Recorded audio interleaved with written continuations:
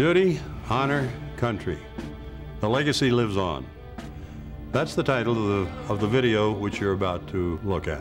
Robert E. Lee said, "Duty is the most sublime word in our language. Do your duty in all things. You cannot do more. You should never wish to do less." And another thought by John Quincy Adams. Duty is ours. The results are God's. We talk about honor. Honor is something that we can't get for ourselves. Honor is that which is accorded to us by our fellows, our comrades. We can only act honorably by remembering that what we do is a measure of our character. Country, service to country is what it's all about. We raised our hand, each of us, and said we would, we will. And so we did, regardless of the outcome.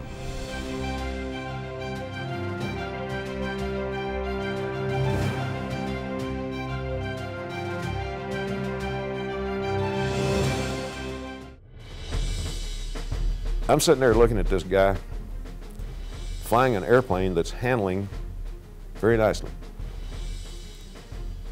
That within a matter of minutes, 2 or 3 minutes, is going to run flat out of gas and be in a real heavy glider. I'm thinking, there's got to be some way we can help this guy.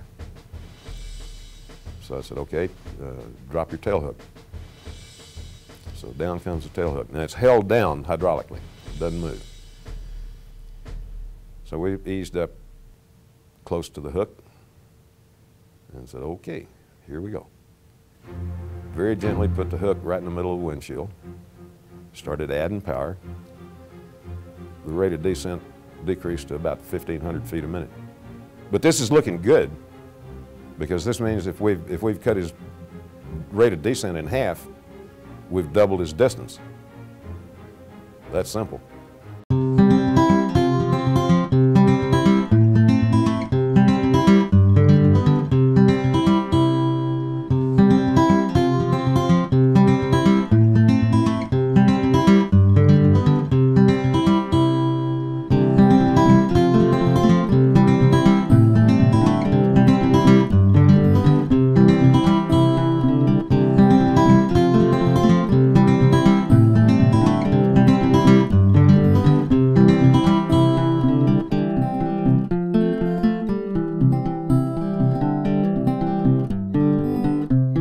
Our dear and great friend Robin is buried here, and it's always wonderful to have the opportunity to reflect on why we esteemed him and held him in such high regard and respect. It was because, in my estimation, he set the standard. What is a standard? We see a flag, that's a standard. But a leader is a standard that we all wish to emulate in our paltry way, and sometimes we're successful and most of the time we fail. But the standards that he set enabled us to be better people than we were in our combat roles. We found out what it was to accept the challenge and meet the need and sacrifice if necessary, as so many of our friends did. I would suggest to you that Robin wouldn't be happy at this event by having us pay only tribute to him, because he'd say, what about the other guys that didn't come back from Vietnam? That didn't get a chance to grow old and enjoy the brotherhood, the camaraderie, the fine things that we have an opportunity to do together. And by extension of that, he'd say the same thing about, what about the guys from Korea? What about World War II? And all the men who flew in those flak-filled skies and gave their all.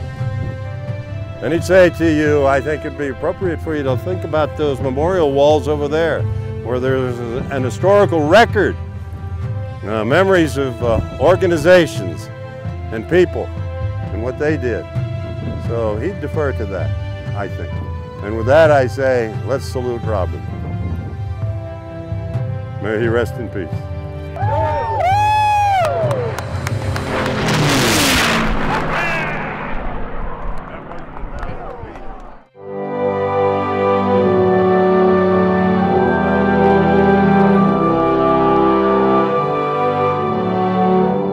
That brought us to Hanoi the next morning. I was thrown into one of the interrogation rooms, which by the way is still there. We called it the Nobby Green Room. The French built that prison about 100 years ago. And they had this torture room, and the walls were covered with an acoustical material.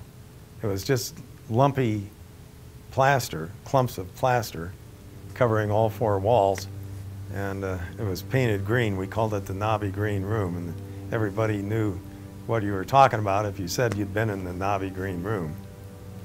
And the acoustical material, of course, was just the muffle, the screams. And the way they tortured us was pretty standard. They would put your hands in manacles behind you, not clamps, you know, not handcuffs. And then with your hands behind you like that, and then put ropes around your upper arms and pull up until your elbows touched, and then just go away and leave you. And quite incredible pain it produced, because it cuts off the circulation and pinches the nerves. As the interrogator was leaving the room, I was still feeling pretty brave, and I said, this is barbaric. You're torturing me, and I need to see a doctor. And he said, what is your problem? And I said, I think my back is broken. I'm in extreme pain from my back. And he said, oh. And he jabbered something in Vietnamese to the torture boy that was doing the ropes.